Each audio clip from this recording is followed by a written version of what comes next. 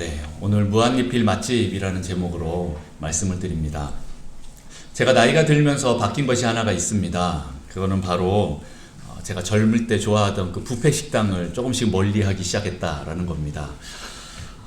우리 젊은 아이들은 이게 뭔 소린가 싶겠죠. 네, 소화력이 아주 왕성한 우리 젊은 청년들이나 우리 아이들은 네, 이게 목사님이 그 말씀이 무엇인지 잘 모를 것 같습니다. 그런데 나이가 드니까 점점 소화력이 떨어져서 많이 먹는 것보다는 네, 맛있는 단품 요리 하나 이렇게 그냥 먹는 게 훨씬 더 좋다라는 사실이 깨달아졌습니다. 여러분들은 어떠십니까? 네, 나이가 드셨다는 증거로 막 말씀하시지요? 우리 주일학교 학생들 어떻습니까? 네, 여러분 아이들은 뷔페 좋아하지요? 허연이 당연히 뷔페 좋아해요. 네, 그래요. 맞아요. 우리 젊은 청년들도 그렇죠. 네. 저희 두 자녀가 있는데 저를 닮아서 그런지 먹는 걸 참 좋아합니다. 야, 뭐 먹을래? 그러면 애들이 아빠 애슐 땡 거기 갑시다 뭐 이렇게 얘기합니다. 아니면은 뭐 명륜진 땡 그 무한리필 갈비 뭐 이렇게 얘기도 하고요.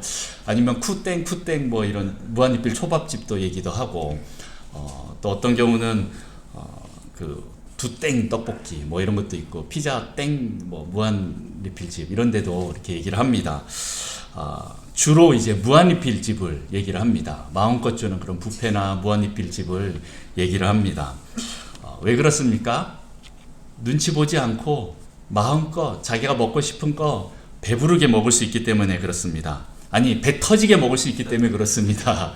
네, 여러분도 그거 좋아하지 않습니까?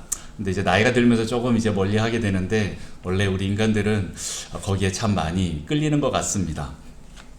그런데 그거 아십니까? 성경에도 무한리필 맛집이 나온다라는 거.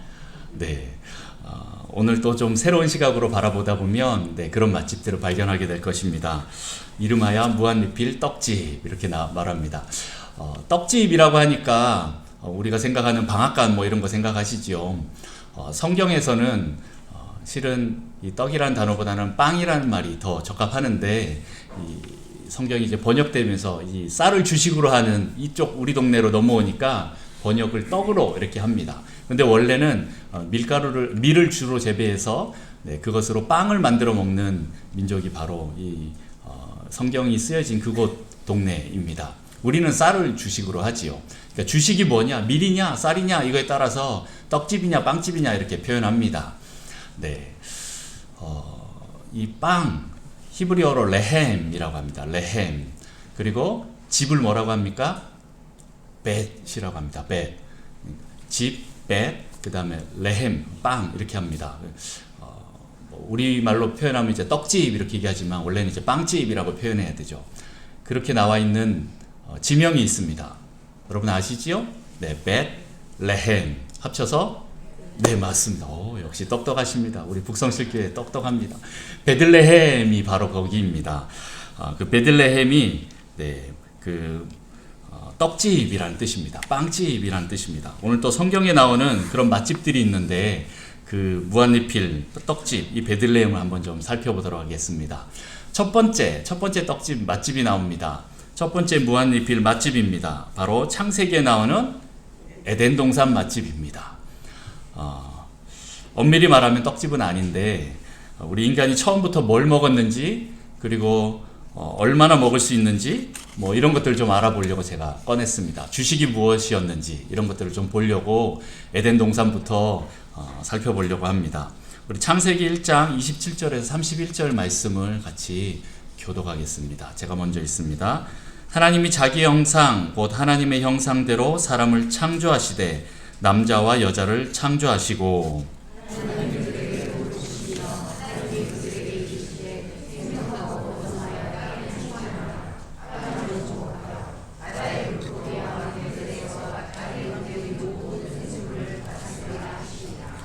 하나님이 이르시되 내가 온 지면에 씨 맺는 모든 채소와 씨 가진 열매 맺는 모든 나무를 너희에게 주노니 너희의 먹을 거리가 되리라.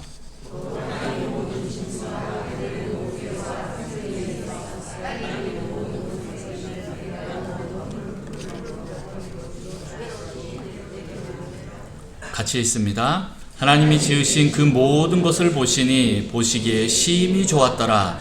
저녁이 되고 아침이 되니 이는 여섯째 날이니라. 아멘. 하나님이 천지를 창조하시고 아담과 하와를 창조하셨습니다. 그리고 그들을 축복하면서 인간의 먹을 거리를 정해 주셨어요. 뭡니까? 오늘 29절 보면 씨 맺는 모든 채소와 그리고 씨 가진 열매 맺는 모든 나무에 대해서 먹을 것으로 주십니다. 다시 말해서 채소와 과일입니다. 네, 안타까워하는 목소리가 들립니다. 하나님 왜 고기를 안 주셨나요? 네, 많은 사람들이 왜 채식만 해야 되나요? 이렇게 말하는 그 소리가 속으로 들리는 것 같습니다.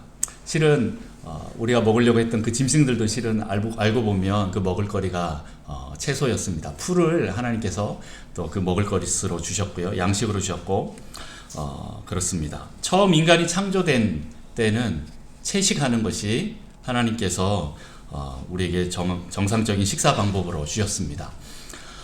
그리고 아담과 하와가 에덴 동산의 그 선악과만 빼고 모든 나무에 있는 열매들과 그 풀들을 먹을 수 있게 어떻게 해요? 임의로 먹을 수 있게 해주셨다라는 거예요. 그 말은 뭐예요? 자기 마음대로 먹을 수 있다라는 거예요. 내가 이걸 먹고 싶으면 먹고 저걸 먹고 싶으면 먹고 배가 고프면 더 많이 먹고 배가 안 고프면 안 먹어도 되고 그런 거예요. 마음껏 먹을 수 있게 했다라는 거죠. 네, 이거는 좀 기분 좋지요. 배부르게 마음껏 먹을 수 있게 해주셨다.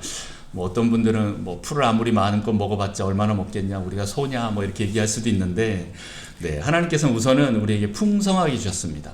그 모든 것을 다 주셨다라는 거예요. 나는 사과가 좋아. 그럼 어떻게 합니까? 사과나무한테 가서 제일 맛있는 걸로 하나 떡 땁니다. 떡 따서 쓱 문질러 갖고 아삭 하갖고 입을 한 입 베어 물고 하고 먹습니다. 오, 사과 맛있다. 그렇게 먹는 겁니다. 우리 할인이는 무슨 과일 좋아해요?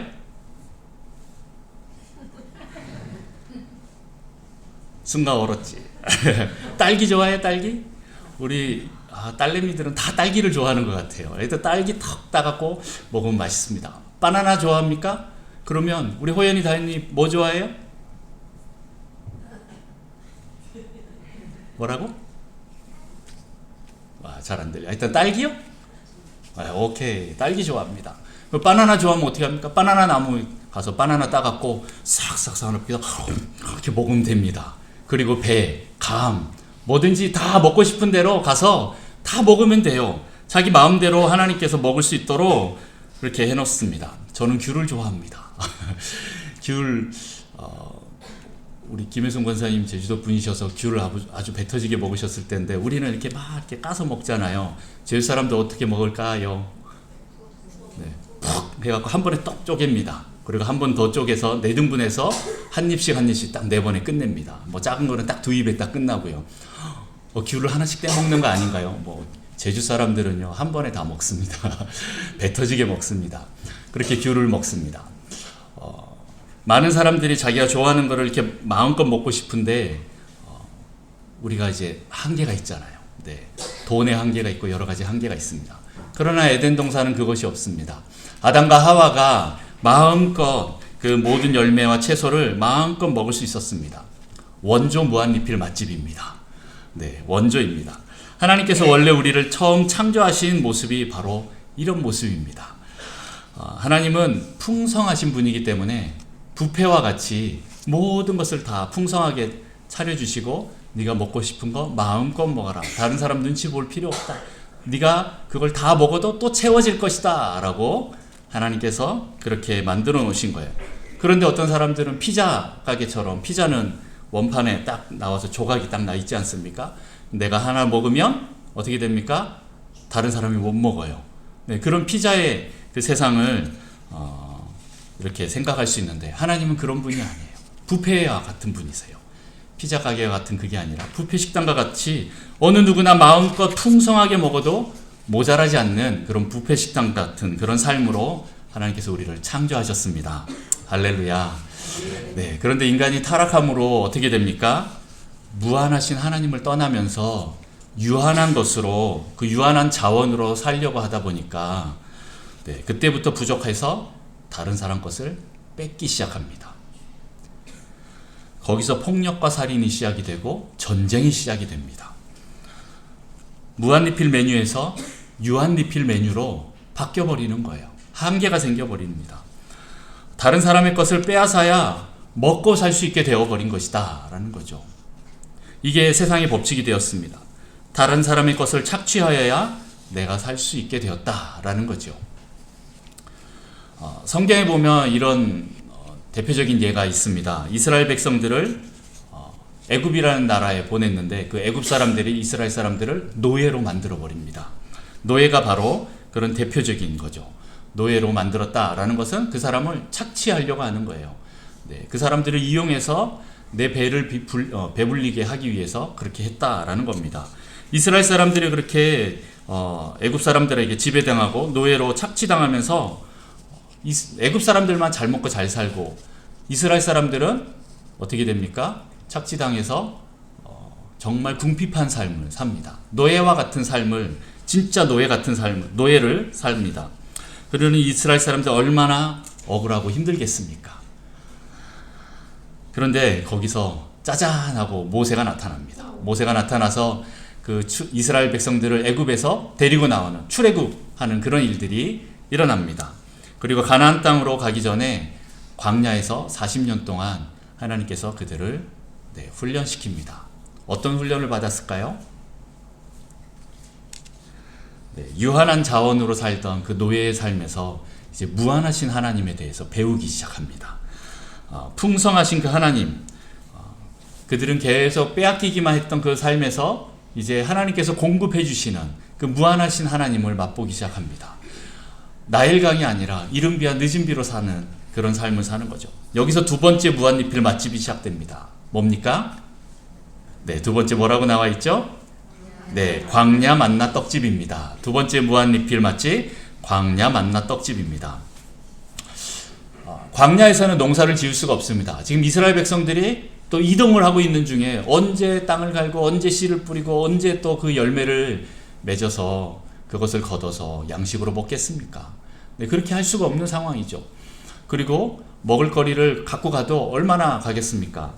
한 3일 정도 걷다 보니까 이젠 더 이상 먹을 것이 없고 다 떨어집니다. 목이 마릅니다. 그러면 어떻게 합니까? 이스라엘 백성들은 하나님이란 그 존재를 아직 많이 경험하지 못했기 때문에 모세의 멱살을 붙잡습니다. 멱살 붙잡고 너 죽을래? 왜 우리 잘 먹고 잘 살던 그 애굽 땅에서 왜 여기를 이끌어내서 왜 여기서 죽이려고 하느냐? 라고 이스라엘 백성들이 모세의 멱살을 흔듭니다. 그때 하나님께서 놀라운 일을 행하십니다. 아침마다 하나님께서 공급해 주시는 그 양식을 주시는데 이름하여서 만나라는 겁니다. 출애굽기 16장에 보면 계속 그 만나에 대한 부분들이 나오는데 특별히 이제 4절만 같이 읽어봅니다. 시작. 그때 여호와께서 모세에게 이르시되 보라 내가 너희를 위하여 하늘에서 양식을 비같이 내리리니 백성이 나가서 일용할 것을 날마다 거둘 것이라 이같이 하여 그들이 내 율법을 준행하나 아니하나 내가 시험하리라. 아멘. 네, 이 만나가 내리는데요. 정확히 아직까지 이것을 본 사람은 없습니다. 그때 이스라엘 백성들만 봤습니다. 가시와 같은 작은 진주와 같은 그런 쌀알 같은 것들이 하늘에서 이슬처럼 내려서 비처럼 내려서 그것을 먹었는데 그것을 먹으니까 맛이 어때요? 꿀 섞은 과자 맛 같았다라고 합니다. 그것을 다 걷어갖고 갈아갖고 빻아서 빻아서 갈아서 그것을 반죽을 해서 빵을 떡을 해 먹기도 하고 합니다. 그렇게 하는데 꿀 섞은 과자 맛이 났다. 얼마나 맛있었는지 그렇게 표현하고 있습니다. 만나는 매일매일 아침마다 가서 걷어서 먹을 수 있었습니다. 자기가 노력하지 않아도 매일매일 아침마다 나가면 먹을 수 있는 것이 만나였습니다. 물론 이제 주 7일 중에서 안식일 하루만 빼고 나머지 6일은 매일 나가서 먹을 수 있도록 하나님께서 그렇게 훈련을 하셨습니다. 가나안 땅에 들어가기까지 40년 동안 하루도 쉬지 않고 안식일 날만 빼고 계속 그렇게 내렸습니다. 그것을 공급받았습니다. 그런데 이것만 아니었습니다. 더 나아가서 아침에는 만나를 내려주시고 저녁에는 어떻게 해요? 메추라기 고기를 주셨다라는 거예요. 네, 드디어 이제 고기 나옵니다. 네, 고기를 먹을 수 있게 되었습니다. 저녁에 이제 메추라기 고기를 먹게 되었습니다. 하나님께서 이제 고기를 주시는데 노아 홍수 이후에 그때부터 이제 육식을 허락하셔서 이제 모든 사람들이 이제 고기를 먹기도 합니다. 자, 이렇게 정말 무한리필로 하나님께서 이스라엘 백성들을 먹이셨습니다. 만나와 메추라기로 하나님으로 사는 법을 가르쳐 주셨다라는 것입니다. 이게 두 번째 무한리필 맛집입니다. 자, 세 번째 무한리필 맛집이 있습니다. 세 번째 무엇일까요? 엘리야와 사르밧 과부의 떡집입니다. 네. 열왕기상 17장 8절에서 16절 말씀을 같이 교독하겠습니다. 제가 먼저 읽습니다. 여호와의 말씀이 엘리야에게 임하여 이르시되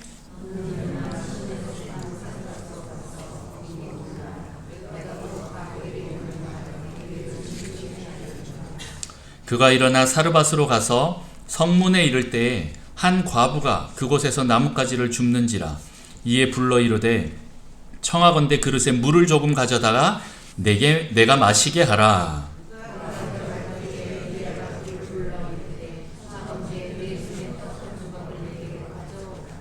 그가 이르되 당신의 하나님 여호와께서 살아계심을 두고 맹세하노니 나는 떡이 없고 다만 통에 가루 한 움큼과 병에 기름 조금뿐이라. 내가 나뭇가지 둘을 주어다가 나와 내 아들을 위하여 음식을 만들어 먹고 그 후에는 죽으리라.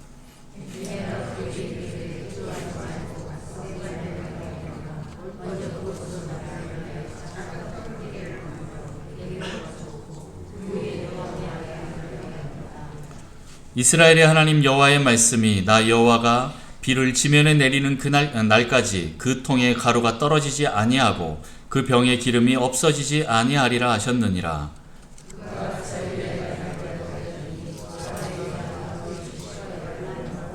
같이 읽습니다. 여호와께서 엘리야를 통하여 하신 말씀같이 통에 가루가 떨어지지 아니하고 병에 기름이 없어지지 아니하리라. 아멘. 네. 오늘 엘리야, 여러분 엘리야 선지자 아시죠? 엘리야라는 선지자가 그 당시에 아합 왕에게 가서 선포를 합니다. 악한 왕 그 아합 왕에게 가서 비가 안 내릴 것이다 라고 말을 하니까 진짜 3년 동안 비가 안 내립니다. 온 땅이 다 흉년이 들고 가뭄이 듭니다. 그 예언대로 그대로 그렇게 됩니다. 그런데 문제는 그렇게 하다 보니까 엘리야도 먹을 게 없어집니다. 네. 그럴 때 하나님께서 엘리야에게 야 사르밧으로 가봐. 거기 과부 한 명이 있을 텐데 거기 가서 머물러. 거기서 지내. 라고 이렇게 말씀하십니다. 엘리야는 그곳에 갔더니 진짜 과부가 나오는 거예요. 그래서 야 과부야 나 물 한 컵만 주세요. 뭐 이렇게 얘기를 했더니 가려고 하는데 다시 또 붙잡습니다. 이 사람이 진짜 그 사람인지 아닌지 확인하려고 그랬는지 집에 가서 떡 한 개만 해서 나를 주십시오. 내가 너무 배가 고픕니다. 이렇게 말을 하니까 이 과부가 얘기를 합니다. 실은 내가 아무것도 없고 이제 밀가루 조금 한 움큼 남아있고 병에 기름 조금 남았습니다. 이제 나뭇가지 좀 주워서 이걸로 마지막 음식을 해먹고 나와 내 아들은 이제 굶어 죽으렵니다. 이렇게 말하고 있는 것입니다. 그런데 엘리야가 괜찮다. 그거 나한테 갖다 줘. 이렇게 얘기를 하는 거죠. 여러분 같으면 어떻게 하겠습니까? 내가 먹을 것도 없는데 남 줄 수 있겠습니까? 그런데 무슨 이유인지 과부는 이래 주구나 저래 주구나 어차피 먹고 주구나 안 먹고 주구나 곧 죽는 건 똑같으니까 에라 모르겠다. 주의 종 드리고 죽자. 이렇게 했는지 모르겠습니다만은 어떤 믿음으로 그가 가지고 와서 그렇게 행합니다. 엘리야를 믿고 그대로 해줬습니다. 그랬더니 어떻게 됩니까? 그 통에 다시 집에 다시 돌아가서 봤더니 그 통에 밀가루가 그대로인 거예요. 병에 기름이 그대로인 거예요. 오 이상하다. 아까 분명히 다 털어서 싹싹 긁어갖고 떡을 만들어서 드렸는데 하고 또 다시 막 그걸로 아싸 하고 이렇게 또 떡을 만들어서 먹었습니다. 아들하고 다 먹었습니다. 그리고 또 갔더니 어떻게 돼요? 또 그 통에 밀가루가 또 있는 거예요. 병에 기름이 또 있는 거예요. 아 이게 하나님께서 말씀하신 그 능력이구나 하고 그들이 그 흉년 가뭄이 끝날 때까지 그렇게 3년 동안 배고프지 않고 충분히 다 먹고 살았다라는 겁니다. 네, 여기도 무한리필 맛집입니다. 네, 엘리야와 사르밧 과부는 그렇게 하나님의 공급하심을 통해서 굶지 않고 잘 먹고 잘 살았습니다.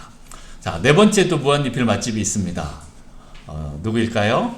바로 예수 떡집입니다. 네.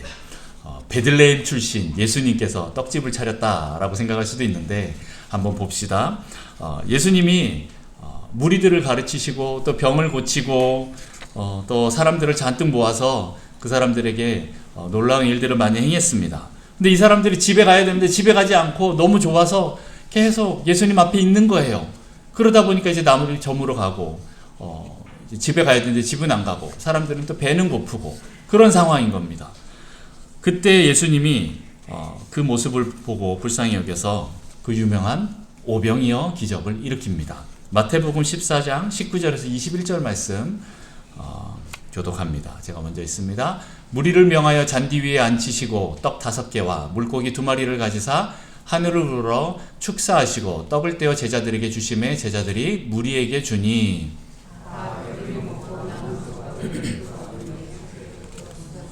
같이 있습니다. 먹은 사람은 여자와 어린이 외에 5,000명이나 되었더라. 아멘. 네, 여기도 무한리필 맛집입니다. 떡만 먹으면 그러니까 이번에는 물고기 생선까지 해서 떡과 생선으로 그 사람들을 배불리 먹게 합니다. 그 당시 여자와 어린아이를 빼고 남자만 5,000명이니까 학자들이 볼 때 최소한 10,000명에서 20,000명 사이는 되지 않았을까 이렇게 생각을 합니다. 어쨌든 정말 많은 사람들이 와서 거기서 배불리 먹습니다. 떡 2개하고 물고기 떡 5개하고 물고기 2마리로 그렇게 기적을 베푸십니다. 그리고 나서 야 남은 거 다 버리지 마 해갖고 또 모았더니 어떻게 됩니까?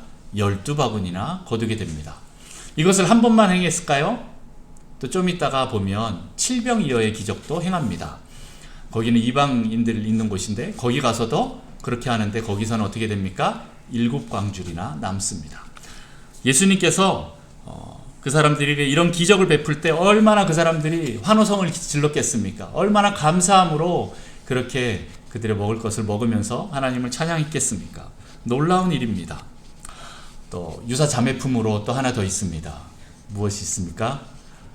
네, 무한리필 포도주 맛집 사건입니다. 네, 여러분 잘 아시는 가나의 혼인잔치에서 예수님께서 포도주가 떨어졌을 때 어떻게 합니까? 물이 변하여 포도주를 만드는 그 사건을 일으키십니다. 예수님이 말씀하시길 물이 변하여 포도주 됐네 짠. 네, 그 일들을 예수님께서 행하십니다. 물을 변화시켜서 포도주를 만들어서 그 잔치에 포도주가 떨어지지 않도록 많은 사람들에게 공급했습니다. 그 먹은 사람들이 어떻게 됐습니까? 한번 맛보더니 우와 하면서 엄지척 하면서 따봉 이럽니다. 네, 예수님께서 만드신 그 포도주가 전에 사람이 만든 포도주보다 더 맛있었다 이렇게 합니다.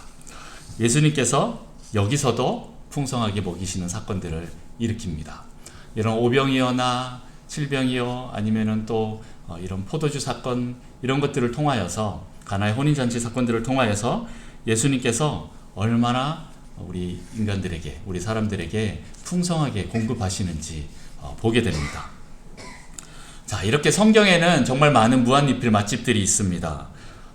그러면서 진정한 무한리필이 무엇인지 하나님께서 보여주셨습니다. 다시 말해서 유한한 세상에서 무한하신 하나님이 어떤 분인지 맛보아서 알게 하셨다라는 거예요. 하나님은 우리 인간에게 풍성하게 베푸시는 분이십니다. 가난과 결핍을 끊고 하나님으로 살아가고자 하는 모든 자들에게 주시는 은혜입니다. 팔복에 보면 첫 번째 무엇입니까? 심령이 가난한 자, 그런 가난한 자들에게 하나님께서 약속하십니다. 애통하는 자 어떻게 하십니까? 애통하는 자에게 위로를 주신다. 실제적인 위로를 주시면서 그런 복으로 하나님께서 내가 너에게 복을 주려고 한다라고 얘기하십니다. 그리고 의에 줄이고 목마른 자들에게 어떻게 하십니까? 배부르게 하시는 그 복으로 하나님의 복을 주신다라는 겁니다. 보여주셨습니다. 이렇게 하나님은 우리에게 진정한 천국의 풍성함이 무엇인지 보여주십니다. 인간의 힘으로만 살아가는 자들에게는 한계가 있는 유한한 삶을 살고 있지만 그렇게 살게 되지만 하나님을 의지하는 자들에게는 한계가 없는 무한한 풍성함을 하나님께서 맛보여 주십니다. 자, 이러한 무한한 밥집들이 이렇게 계속 소개되고 있는데 이 중에서 우리가 지금도 맛볼 수 있고 먹을 수 있는 유한한 무한리필 맛집이 있습니다. 네, 무엇일까요? 네, 맞습니다. 바로 예수님이십니다. 실제적으로 예수님이 오병이의 기적을 일으키기도 하지만 우리의 영혼의 양식인 하나님의 말씀이 예수님으로부터 나옵니다. 예수님으로부터 무한한 양식이 나온다라는 거예요. 우리의 영혼의 양식인 예수님의 말씀이, 그 말씀이 예수님께로부터 나오기 때문에 우리는 이것을 먹어야만 살 수가 있다라는 겁니다. 신명기 8장 3절 말씀에 보면 너를 낮추시며 너를 줄이게 하시며 또 너도 알지 못하며 내 조상들도 알지 못하던 만나를 내게 먹이신 것은, 우리 그 다음 같이 읽어볼까요? 시작. 사람이 떡으로만 사는 것이 아니요 여호와 입에서 나오는 모든 말씀으로 사는 줄을 내가 알게 하려 하심이니라. 아멘. 네, 만나를 먹었던 그 조상들도 실은 죽었지만 그게 아니라, 사람은 떡으로 사는 것이 아니라 사람은 하나님의 그 여호와의 입에서 나오는 그 말씀으로 살아야 한다라는 것을 보여주셨다라는 거예요. 만나를 통해서 그렇게 보여주신 것입니다. 그렇게 우리도 예수님을 먹어야 산다, 말씀을 먹어야 산다라는 겁니다. 네, 우리 어린 친구들 예수님 어떻게 먹나요? 뭐 식인종인가요? 이렇게 생각할 수도 있겠죠. 우리 요한복음 6장에 보면 또 예수님께서 이렇게 말씀하십니다. 48절부터 58절까지 말씀인데 같이 또 교독합니다. 제가 먼저 있습니다. 내가 곧 생명의 떡이니라. 이는 하늘에서 내려오는 떡이니 사람으로 하여금 먹고 죽지 아니하게 하는 것이니라.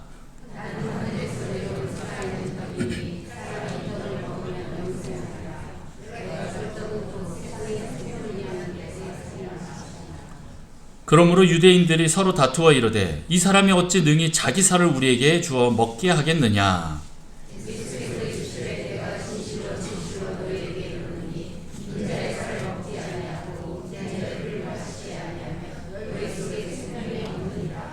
내 살을 먹고 내 피를 마시는 자는 영생을 가졌고 마지막 날에 내가 그를 다시 살리리니. 내 살을 먹고 내 피를 마시는 자는 내 안에 거하고 나도 그의 안에 거하나니.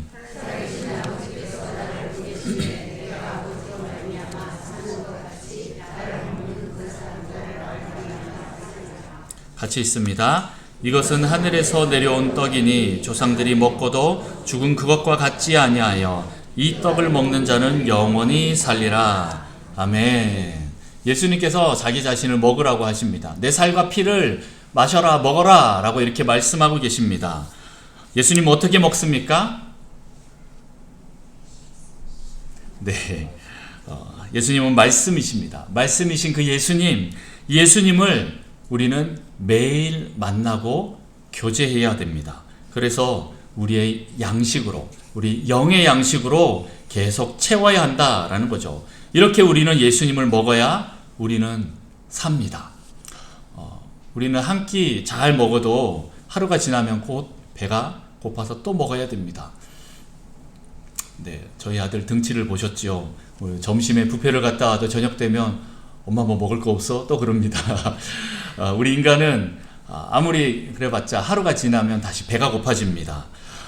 우리의 육의 양식을 먹어도 다시 배가 고프지만, 그러나 예수님을 먹는 사람은 배고프지 않습니다. 나를 영원히 떠나지 않는 그 양식이 바로 내 옆에 붙어있기 때문에 그렇습니다. 그 예수님을 영원히 교제하고 만나면 더 이상 배가 고프지 않습니다. 에덴 동산에서처럼 무한한 양식이 공급됩니다. 예수님과 함께 천국에서 우리는 영원한 양식을 공급받습니다. 우리 이 땅에서도 그렇고 천국에 가서도 그렇습니다. 천국에 가서 보면 그런 비슷한 장면들이 나옵니다. 요한계시록 그 끝장에 보면 22장에 가면 이런 비슷한 장면이 나오는데요. 1절부터 5절까지 교독합니다. 또 그가 수정같이 맑은 생명수의 강을 내게 보이니 하나님과 및 어린 양의 보좌로부터 나와서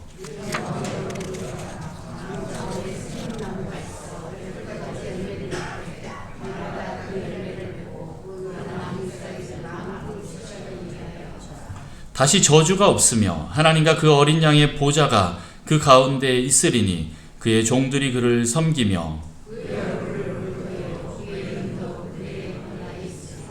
같이 있습니다. 다시 밤이 없겠고 등불과 햇빛이 쓸데없으니 이는 주 하나님이 그들에게 빛이심이라. 그들이 세세토록 왕노릇하리로다.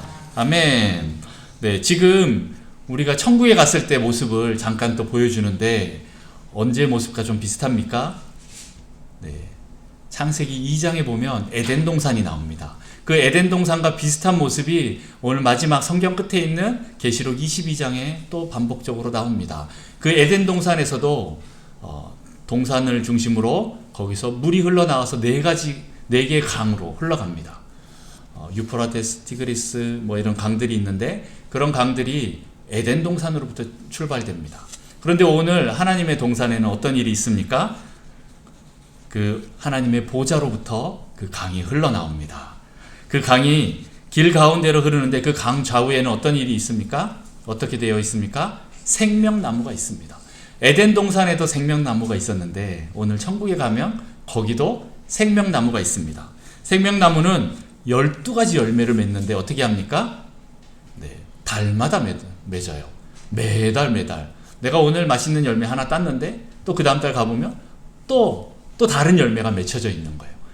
아주 그런 생명나무인데 아주 풍성한 그 에덴 동산과 비교할 수 없는 그런 나무들이고 또 그 잎사귀는 어떻게 합니까? 만국을 치료하는 그런 잎사귀입니다.